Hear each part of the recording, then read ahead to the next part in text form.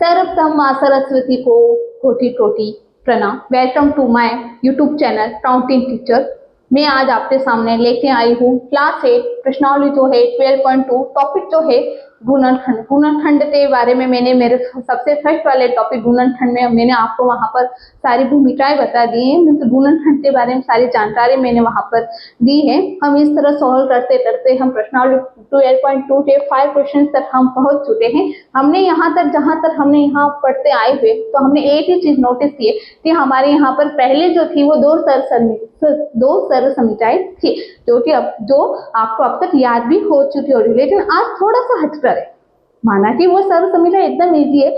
इस प्रश्नावली में 3 ही सर्व समीकरण हैं जो आपको याद रखनी है। आज हम तीसरी जो सर्व समीकरण है इसी के आधार पर हम ये विधि इसे सॉल्व करेंगे। 5 वाले क्वेश्चंस को विधि पूर्वक करेंगे, सरल रूप लिखेंगे, आंसर को सिस्टमेटिक लिखेंगे और पूरा विधि और पूरा विस्तार से मैं आपको बताऊंगी कि आपके नंबर, मेरा मेन ही एक ही उद्देश्य है, आपके नंबर 0% भी माइनस नहीं, मतलब कटने ही नहीं चाहिए। इस तरह आपको सॉल्व करना है और इस तरह मैं विधि आपको बताऊंगी कि मेन नोट्स क्या है, इंपॉर्टेंट चीजें क्या है, इस वीडियो में मैं आपको बताऊंगी। और ये जो विधि है बहुत ही सरल है। ऐसा नहीं है कि मैंने जो विधि है जो लॉन्ग लिखी है बहुत ही, मैंने यहाँ पर कुछ नहीं किया है, बस एक छोटे छोटे पॉइंट को विस्तार से बताया है ताकि हर बच्चे को समझ में आ जाए। आप ऐसा सपोज करो कि यहाँ पर जिस तरह मैं लिखती हूँ 4 into 4, सपोज कर एग्जाम्पल सिस्टम, लेकिन 4 क्या है? बहुत सारे ऐसे बच्चे जिन्हें 4 नहीं पता, ये 4 एग्जाम्पल है, छोटी संख्या, लेकिन बहुत सारे ऐसे पॉइंट होते हैं जो हर एक बच्चा नहीं जानता। जब तक आप किसी शब्द को, जिस अंक को, जिस संख्या को आप नहीं जानते, किसी चीज स्थानीय को आप नहीं जानते तो आप उसे सॉल्व नहीं कर पाते। ओके, तो वहां किसी भी शब्द के अर्थ का हमें ज्ञात होना बहुत जरूरी है। अगर आपको बोल दिया जाए कि मार्केट में जाना, पीले वाले फूल लाना, आप सोचेंगे पीला कलर कैसा होता है, तो आप तो लाल ही उठा ले आएंगे ना। तो ठीक इसी एग्जाम्पल के साथ में आपको शब्द को, जो क्वेश्चन है, उसे समझना बहुत ही जरूरी है। तो मैं क्वेश्चंस को भी समझाऊंगी और पूरी विधि को विस्तार से समझाऊंगी। तो बिना देर हुए चलो हम चलते हैं। ये है, हम यहाँ लिख देते हैं P स्पॉट। आपको सर्वप्रथम क्वेश्चंस को एक बार वापस लिखना है। ऐसा लिखने से हम क्या होता है कि हम क्वेश्चंस को कई बार हम हड़बड़ी में बहुत ही गलत रूप से लिख देते हैं, जो कि हमारे आंसर में प्रॉब्लम होती है। तो ऐसा नहीं करना है, हमने यहाँ पर लिख दिया है। फिर हमारा है जो सर्व समीकरण, ये क्वेश्चन के आधार पर सर्व समीकरण इस बार नहीं है, शायद आपको याद नहीं होगी, मैं आपको बता दूं। सर्व समीकरण इस बार जो सर्व समीकरण है वो है x square plus a plus b x plus, पीछे हर बार क्या होता था, b स्क्वायर होता था, लेकिन इस बार ऐसा नहीं, इस बार ऐसा नहीं है, थोड़ा सा हटकर है, a इंटू बी है। इस सर्व समीकरण के आधार पर हमें क्वेश्चंस को सॉल्व करना है। तो चलो हम करते हैं। ये सर्व समीकरण के आधार पर हमें इसे सॉल्व करना है। ये हमारे सर्व समीकरण है और जब इसे हम सॉल्व करते हैं ना, तो हमें देखो, मैं इसे सॉल्व करके आपको बता दूं तो हमें क्या राशि प्राप्त होती है, एक्स स्क्वायर। इसे मैं आपको पहले बता दूं फिर आपको समझने में आसानी होगी। तो ax bx plus a b, तो यहां से कॉमन लिया जाता है।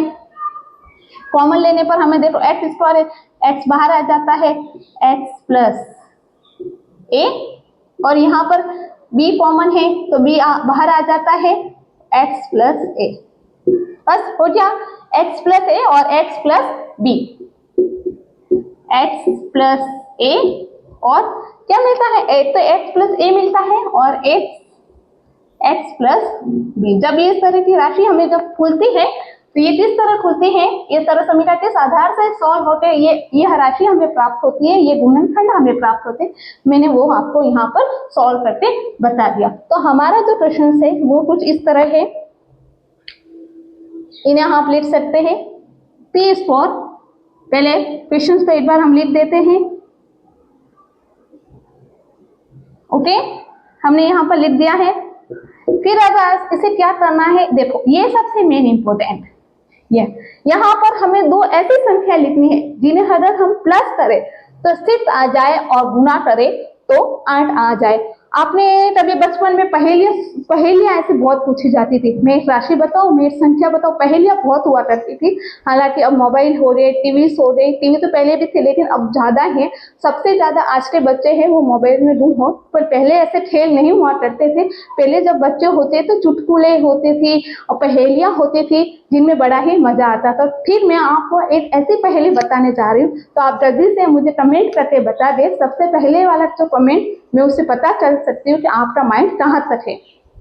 तो मुझे एक ऐसी संख्या बताइए अगर जिसे प्लस कर दिया जाए, जिन्हें प्लस कर दिया जाए तो आता है 6, तो आता है 6, ओनली फॉर 6, ओके, पी तो नहीं है, ओनली फॉर 6।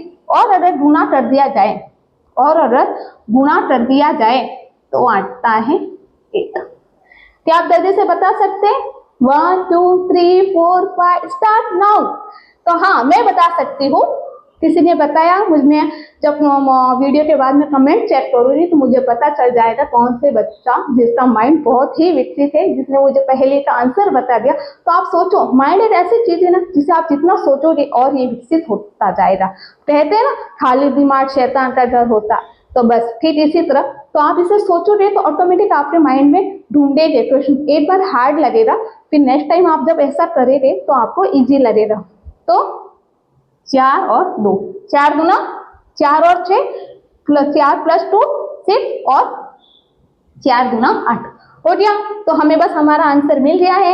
यहाँ पर हम लिख देते हैं पी स्क्वायर 6 कैसे आया है, 6 हमें कैसे आया है, ये हमें सरल समीकरण यहाँ पर हमें रखनी है। तो पहले हम लिख देते हैं, देखो ये सरल समीकरण थे, a प्लस बी था, तो ये हमारे क्या प्राप्त हुआ है, और ये b का दिया x, ये x plus a b, a into b, 4 into 2, यहां पर जो है वो क्या आएगा हमें x।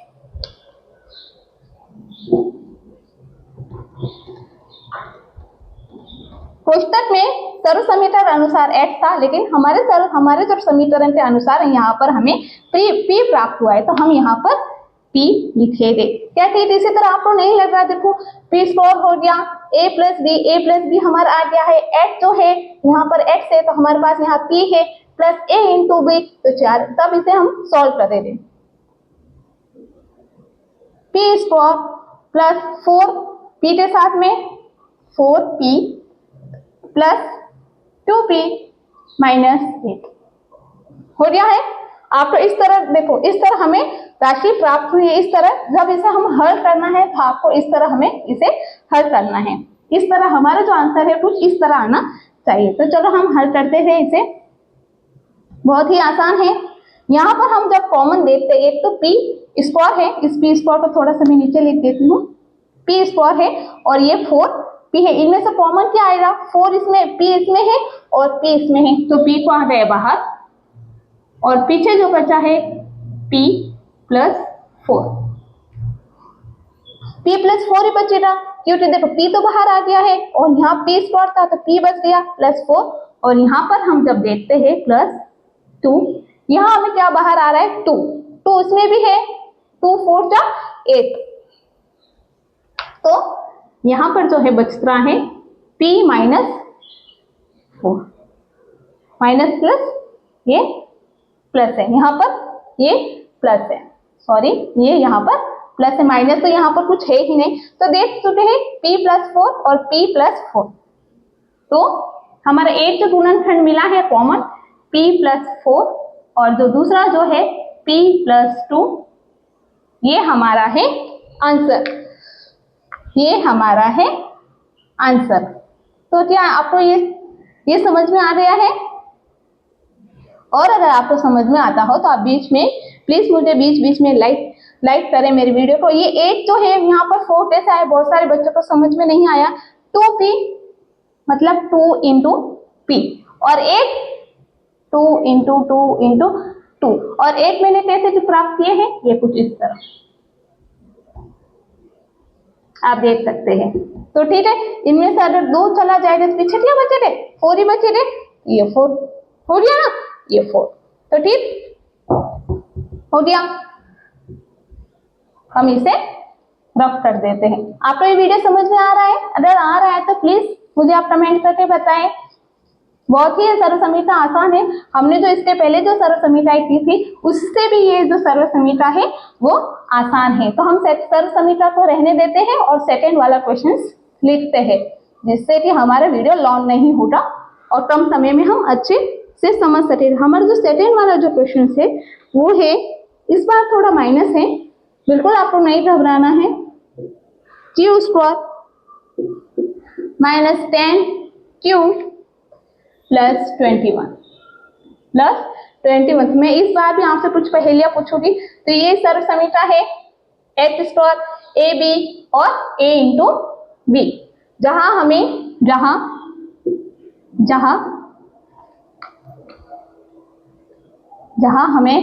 ए और बी हमें अभी तक पता नहीं है। जहां हमें ए और बी हमें पता नहीं है, लेकिन हमें ऐसी सही है। एक बार हम यहाँ पर इसको लिख देते हैं, Q square minus 10 Q plus 21 हो गया।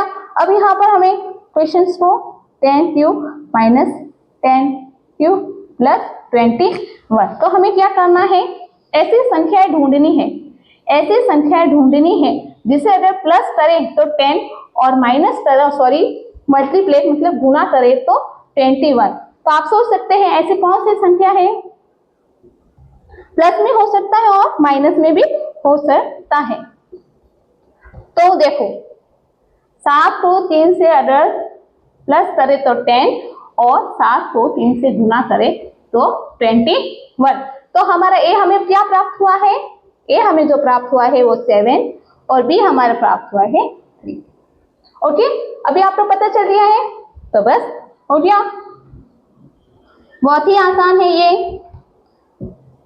फिर अभी हम इसे सॉल्व करना है। ये सर्व समीकरण के आधार पर हमारा भी आंसर कुछ इस तरह ही आना चाहिए। तो अब हम इसे सॉल्व करते हैं।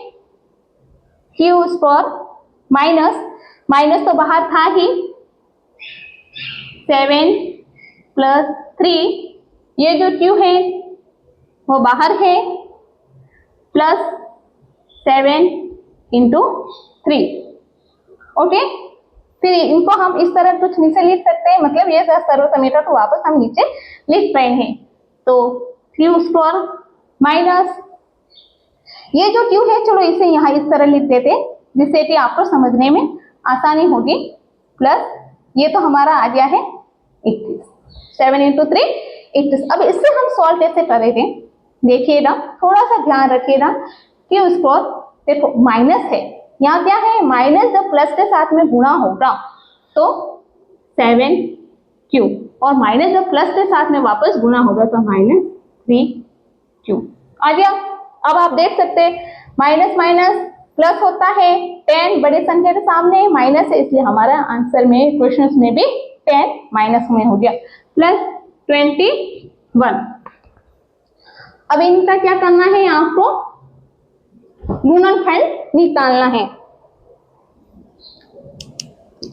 क्यू यहां पर देखो क्यू स्क्वायर था तो क्यू बाहर आ गया है, माइनस क्यू माइनस 7, बस यहां पर था ये माइनस का माइनस, और देखो 21 का अभाज्य गुणनखंड क्या होता है, 3 इंटू 7 इंटू 1। तो यहाँ पर 3 जो बाहर आएगा तो पीछे क्या बचेगा, पीछे जो बचेगा वो है, यहाँ पर क्या हुआ, यहाँ जो कॉमन है क्यू बाहर आ गया, क्यू पीछे रहा, क्यू माइनस 7, और ये जो माइनस का माइनस, इनमें जो कॉमन आया है वो है 3, और क्यू यहाँ माइनस है और ये प्लस है तो माइनस, और 21 में से अगर 3 बाहर चले आए तो पीछे क्या बचा है, 7। तो बस हमारा आंसर आ चुका है। आंसर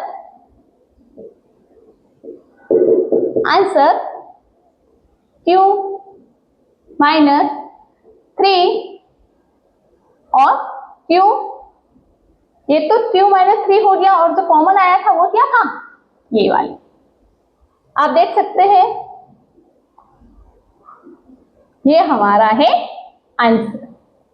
तो आपको क्या ये विधि समझ में आ रही है, देखो आप देख सकते हैं एकदम। और आप जब भी नोटबुक में करें तो ये सर्व समीटा है, मेन आंसर है, क्वेश्चन है, इससे प्लीज आप रेड पेन से कर लिया करें, जिससे तो जब भी आप नोटबुक को खोलें तो आप सर्व समीटा, रेड कलर अट्रैक्टिव होता है, आपको खींचता है, आपकी जब भी नजर पड़े तो आपको सर्व समीटा दिखे, और देखने से भी कई बार चीजें याद हो जाती है। तो जब आप सर्व समीटा को देखेंगे तो सीधी सी बात है, आपको सर्व समीटा याद हो जाएगी, और सर्व समीटा याद हो जाएगी तो आप ये प्रश्नावली को सॉल्व कर सकते हैं। तो हमारा लास्ट वाला क्वेश्चन कुछ इस तरह है। चलो हम चलते हैं।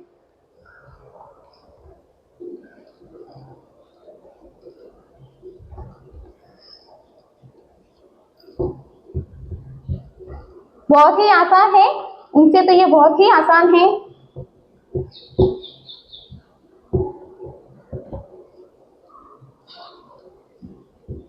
तो हमारा थर्ड वाला क्वेश्चन है, तो हम चलते हैं क्वेश्चन 5 के थर्ड वाले क्वेश्चन को। हम इसे दोबारा एक बार लिख देते हैं। P is for +6P - 16। इस वाले क्वेश्चन में आपको और एक मैं अलग विधि बताऊंगी जो कि आपको आसानी होगी। तो हम यहाँ पर सर्वोत्तम सर्व समीटा लिख देते हैं। सर्व समीटा, सर्व समीटा, जैसे कि हमें याद है सर्व समीटा जो थी H store +A +B H, और यहां पर था +BX, यहां पर जो था A × B, A B, इन दोनों का गुणा यहाँ हमें होता था। और जब यहाँ इन्हें हमारे जो गुणनखंड प्राप्त होता था X + A और X + B, हमें इस सर्व समीटा को हल करने पर हमें X + A और X + B गुणनखंड प्राप्त होता। तो ये तो हमारी थी सर्व समीटा। तो हम कुछ सर्व समीटा के आधार पर मैं आपको बताऊंगी।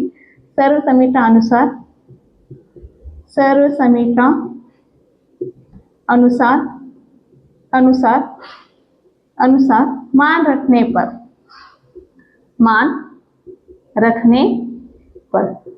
पर सबसे पहले हमें यहाँ ये मेन चीज है, इसे हमें हल करना। तो मैं सबसे पहले कुछ एक ऐसी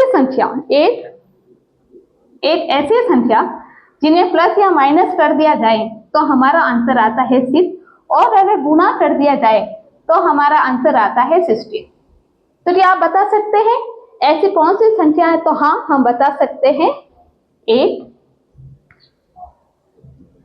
अगर ये माइनस में हो, -2 और +8, प्लस माइनस क्या होता है? माइनस होता है। और 8 में से जब 2 जाता है तो हमें संख्या क्या प्राप्त होती है? 6। और फिर इसी तरह लिख दो। और 8 को जब 2 से गुना होता है, जब प्लस और माइनस में होता है, तो हमारा आंसर यह हमें प्राप्त हो जाता है। तो क्या ये हमें मेन है नोट। हमने ये इस आधार पर हम ये सर्व समीटा के अनुसार हमें ये हल करेंगे। हमने ये वाली संख्या किस तरह लाई, मैं आपको ये बता देना चाहती हूँ। तो हमें कुछ नहीं करना है, हूबहू ऐसे लिखना है। इस बार मैं थोड़ी आपको सिंपल सी विधि बताऊंगी। हूबहू लिखना है, 16 को वही, बस यहाँ जो चेंज होगा वो 6 पे होगा। तो हम नया समीकरण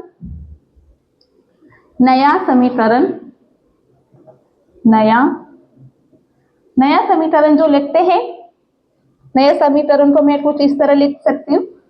P स्क्वायर, फिर यहाँ पर हमें देखना है 6P को हम किस तरह लिखे तो हमारा आंसर 6P आए। तो फिर इसी तरह हमें लिखना है -2P, ये गुना है, यहाँ पर आप देख सकते हैं, यहाँ P है तो बस P +8P। अगर हम इन दोनों को सॉल्व करते हैं तो 6P आ सकता है, तो बिल्कुल आ सकता है। 8 में से जब 2 जाएगा तो 6 आएगा, बड़ी संख्या के सामने प्लस है तो प्लस का निशान आएगा और -16।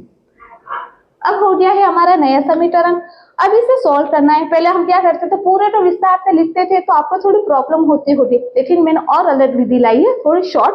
अगर आपको जो अच्छी लगे, जहां तक मेरा मानना है ये आपको विधि सरल लगेगी, उसकी तुलना में आपको ये सरल लगेगी, तो हम चलो इस तरह इन्हें इस तरह कर देते हैं।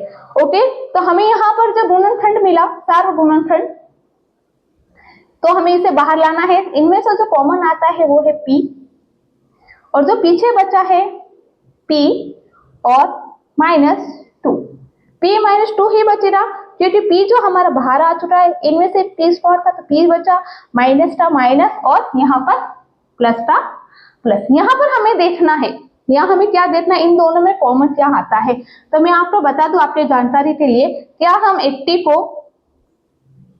80 का सार्वगुणनखंड 8 × 2, क्या हम इसे इस तरह लिख सकते हैं 16 को? तो हाँ, हम इसे इस तरह लिख सकते हैं। और जब 8 हमारा बाहर आ जाएगा, 8 जो कि बाहर आ चुका है, तो पीछे जो बचेगा P, लेकिन यहाँ प्लस और यहाँ माइनस होने के कारण हमारा जो बचता है वो है 2। तो आप देख सकते हैं कि ये जो हमारा गुणनखंड है वो दोनों में सेम आ रहा है, P -2 और P -2, और जो दूसरा जो गुणनखंड बन रहा है वो इस तरह P8। तो जो कॉमन आया है उसे हमें पहले लिख देते हैं, P -2 और P +8। कुछ हमारे सर्वसमीता में कुछ इस तरह था, x + a और x + b, लेकिन यहाँ पर सर्वसमीता में प्लस था, इसलिए हमारा जो गुणनखंड थे वो प्लस में थे, लेकिन यहाँ पर एक राशि माइनस में थी, इसलिए हमारे का जो आंसर है वो माइनस में आया। यहाँ पर x है तो हमारे पास में p है, यहाँ पर a है तो हमारे भी a है, और यहाँ पर b है तो हमारे पास में 8 राशि है। तो हमारा जो आंसर आया है, आंसर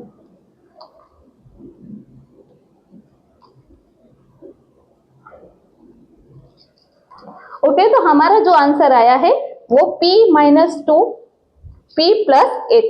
आपको आज का वीडियो कैसा लगा? पसंद आया हो तो लाइक करें, कुछ प्रॉब्लम हो तो कमेंट करें। बहुत सारे बच्चे हैं जो अनजान हैं, जो टॉपर बनना चाहते हैं, बहुत अच्छे नंबर मार्क्स प्राप्त करना चाहते हैं, तो प्लीज़ आप उन्हें भेजें, उन्हें बताएं कि मेरे द्वारा जो बताई गई विधि वो बहुत ही सरल है। अगर आपको मेरी विधि सच में सरल लगती हो तो प्लीज़ मुझे एक बार कमेंट करके आप बताएं कि मैम आपकी जो विधि है सरल है, समझाने का तरीका आपको कैसा लगा, वो भी आप मुझे कमेंट में बताएं।